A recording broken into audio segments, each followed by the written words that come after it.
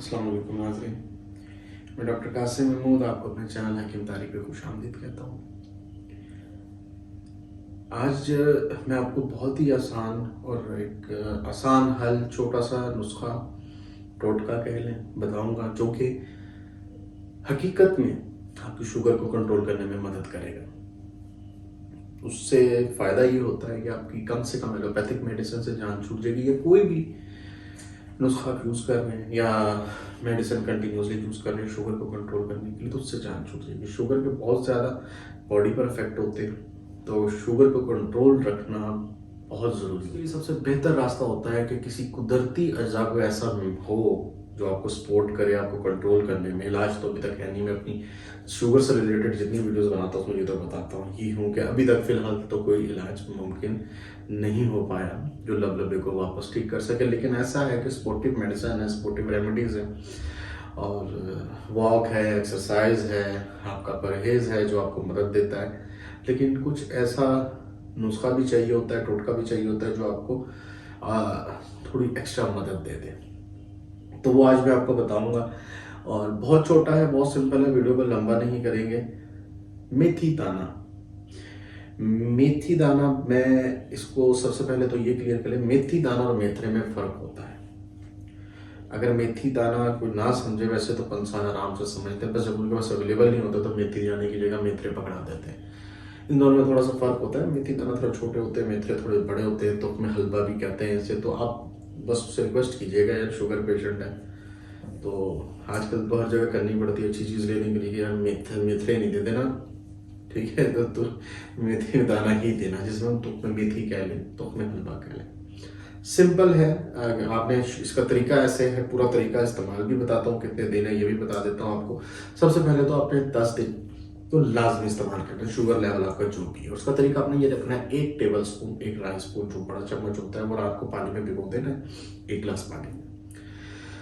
गिलास बड़ा नहीं रखना, नॉर्मल साइज के गिलास, उसमें भिगो देना है। सुबह उठ के छान के, चाय वाली छाननी से छान के वो पानी पी लेना है। डेली सुबह निहार को अपने 10 दिन तक पीना है। फिर शुगर लेवल चेक करना है, अगर कंट्रोल हो रहा है, नीचे आ रहा है, डेली बेसिस पे आप चेक करें। अगर आपको लगता है कि हाँ मुझे ये इफेक्ट दे रहा है, तो जब आप एक लेवल पहुंच जाए, उसके बाद मेडिसिन आहिस्ता आहिस्ता छोड़ दें और इसको इस्तेमाल करते रहें। उसके बाद आपने इसको भी अल्टरनेट डेज पे ले आना है, एक दिन इस्तेमाल करना है, एक दिन नहीं करना। परहेज तो शुगर का लाजमी होता है, चाहे दुनिया का कितना अच्छा नुस्खा, कितना अच्छा मेडिसिन, कुछ भी इस्तेमाल कर लो, परहेज और खाली मीठे से नहीं होता, बेकरी आइटम से होता है, हाई कैलोरीज चीज़ों से होता है। थोड़ा सा परहेज करें, ये चीज़ इस्तेमाल करें। सिर्फ एक चीज़ है, मेथी दाना रात को पानी में भिगो रहे हैं, सुबह उसका पानी पी लेना है, सिंपल लफ्ज़ों में।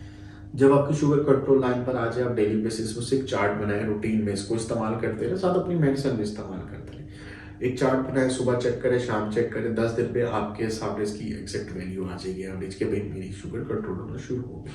आहिस्ता आहिस्ता मेडिसिन छोड़ दें और आहिस्ता आहिस्ता इसको भी अल्टरनेट डेज में लिया, एक दिन छोड़कर एक दिन इसको इस्तेमाल करते रहे। बाकी अल्लाह ताला खैर रखेगा। देखिए शफा अल्लाह तो कोई नुस्खा यूज़ कर रहा है, कोई दवा यूज़ कर रहा है, चल तो रहे हैं सारे और सेहतमंद भी है। लेकिन अक्सर ये होता है कि एलोपैथिक मेडिसिन के साइड इफेक्ट्स होते हैं, और शुगर जब बार बार ऊपर नीचे होती है, इसका झटका लगता है, तो कहीं ना कहीं किसी न किसी औजार, किसी न किसी चीज़ कम से कम जिस्म के असाब पे तो जोर डाल के जाती जाती है।